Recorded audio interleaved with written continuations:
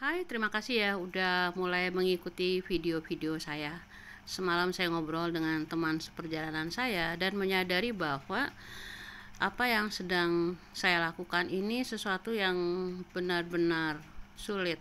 Sulit dalam arti nggak ada GPS yang sudah tersedia ya, seperti kitab-kitab yang mengajarkan tentang cara masuk surga itu nggak ada. Yang ada adalah kita harus mengikuti remembering kita yang kita dapatkan step by step dari proses menembus kabut lupa, dan kita berhadapan dengan suatu teknologi. Nah, pagi ini saya menyadari bahwa teknologi ini ternyata tidak sesmart yang saya pikirkan. Jadi teknologi ini memang mereka punya data lebih dahulu dari kita, tetapi kalau kita fokus dengan intensi yang kuat untuk remembering, maka data-data yang sudah ada di dalam jiwa kita itu akan terkomunikasikan ke raga kita yang mengalami pengalaman menjadi great walker. Lalu kita bisa menembus parasit sintetis tersebut, terutama dalam konteks mimpi ya. Jadi saya pelajari bahwa menjadi great walker itu adalah sebuah misi yang mungkin paling sulit. Karena apa? Karena dia selain personal, dia juga masuk ke terra incognito. Artinya daerah yang kita tuh nggak tahu, nggak ada SOP-nya, nggak ada bocoran blueprint yang nggak ada. Kita benar-benar harus masuk dengan remembering data-data kita yang sudah ada di DNA kita, yang sudah dimiliki oleh jiwa kita.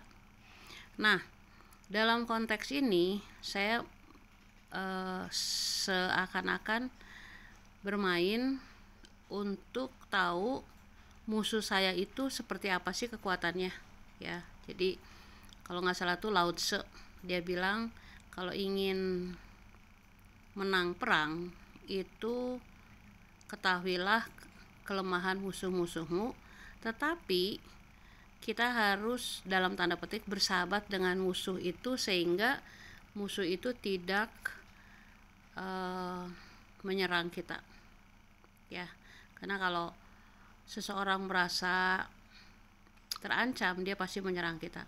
Nah, dalam konteks itu, maka yang saya pelajari itu sangat sederhana, teman-teman.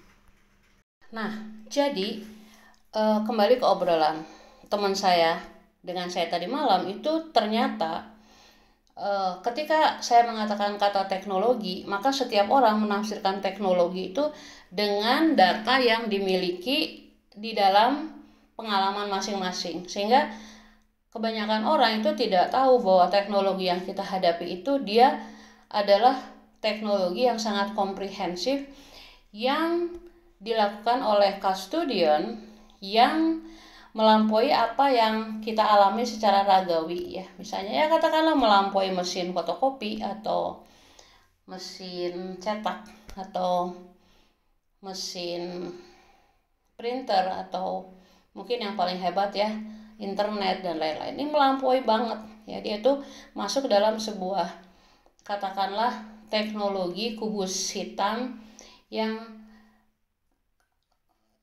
powerful banget, dan dia itu ada di setiap pengetahuan yang kita ketahui tapi dirahasiakan kebenarannya. Misalnya nih, Milky Way itu adalah pusaran Fibonacci untuk menjadi bagian dari teknologi menjebak jiwa-jiwa supaya kembali lagi ke lingkaran reinkarnasi.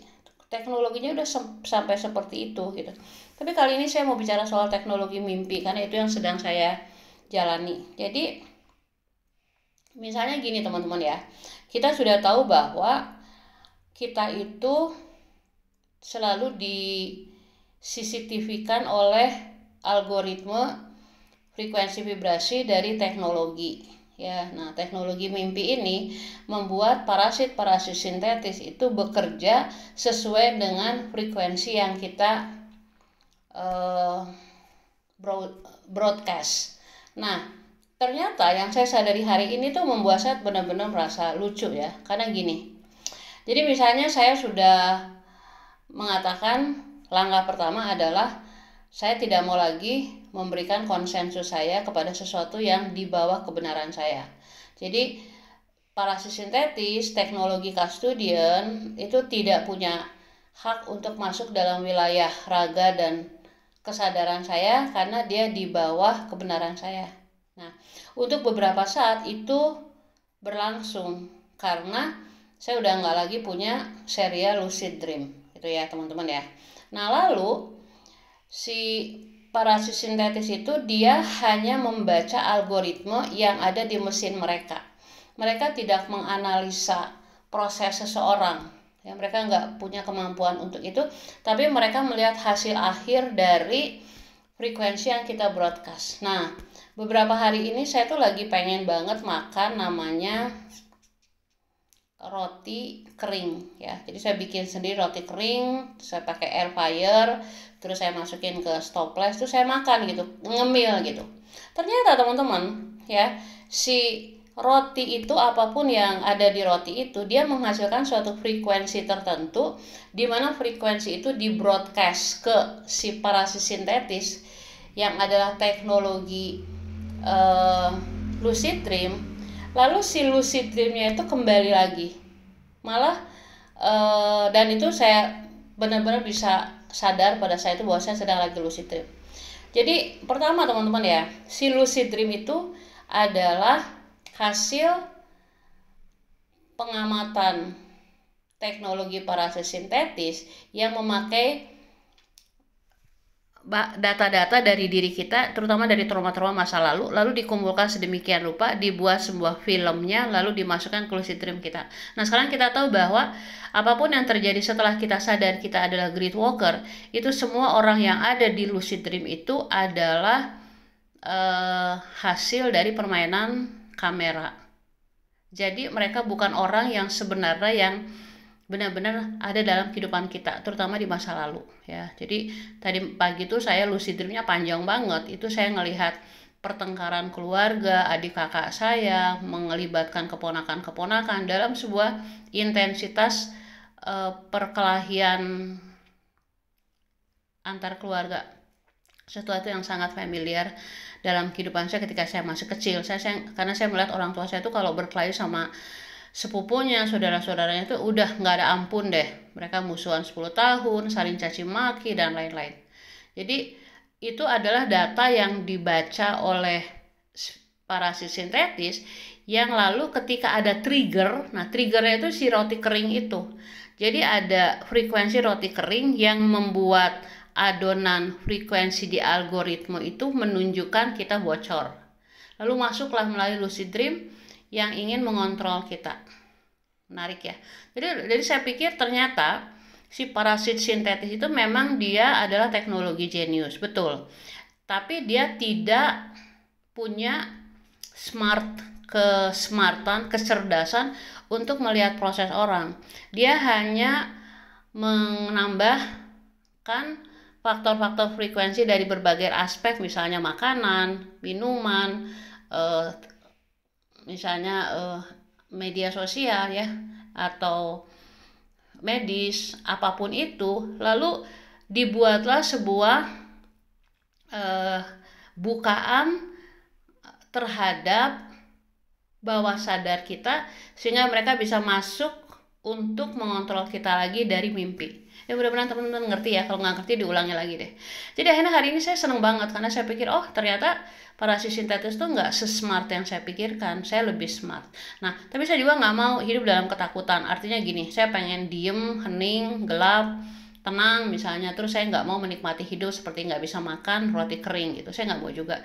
Saya juga nggak mau misalnya hidup begitu diam sehingga parasit tidak bisa masuk ke kita, lalu saya nggak menikmati novel-novel digital yang selama ini saya nikmati. Nggak mau saya.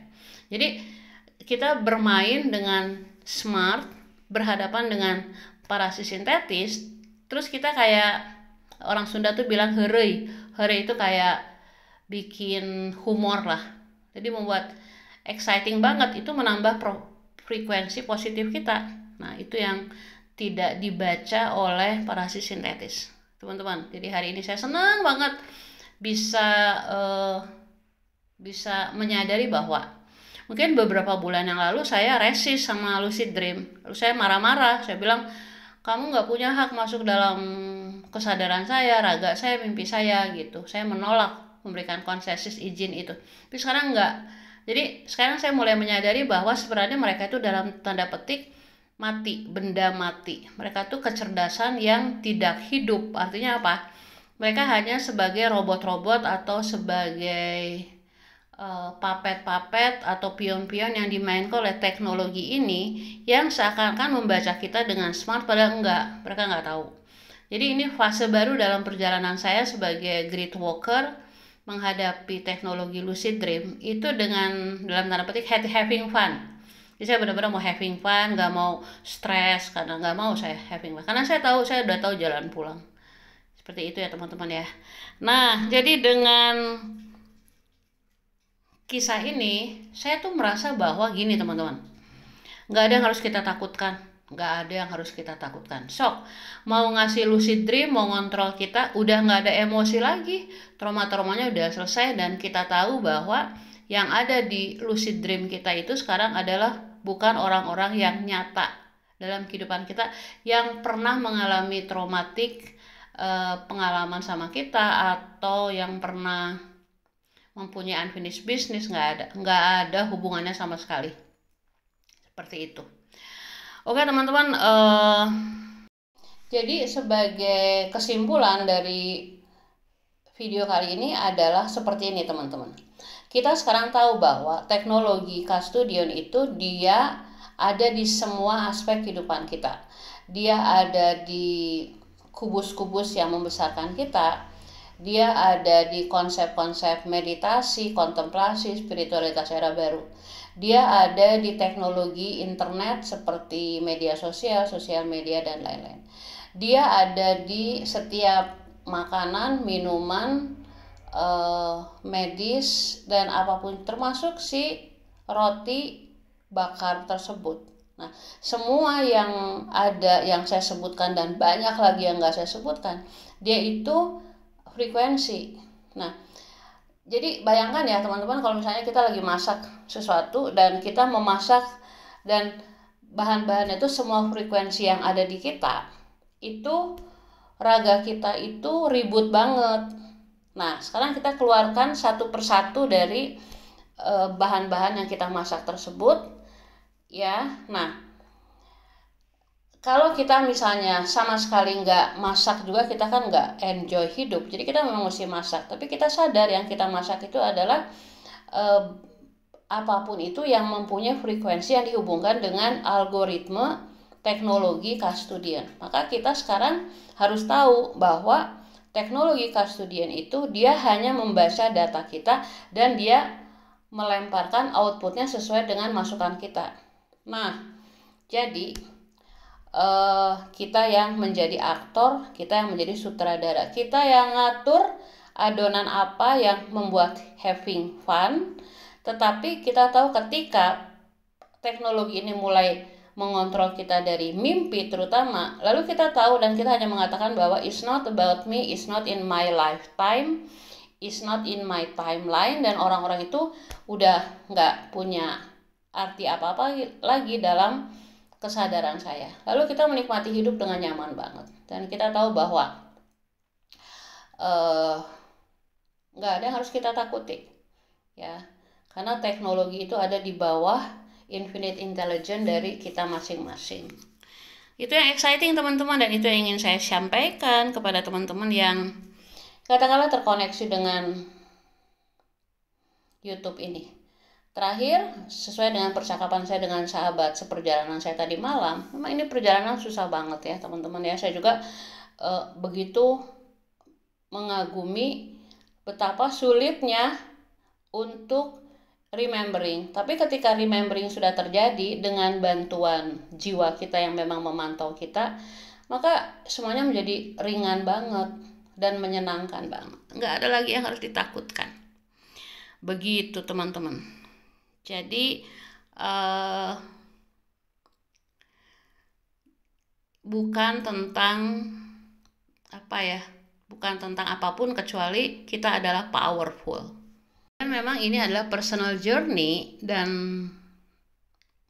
kabar baiknya adalah kita nggak sendirian ya, kita sama-sama melakukannya dan kita having fun. Rahayu kinasih teman-teman.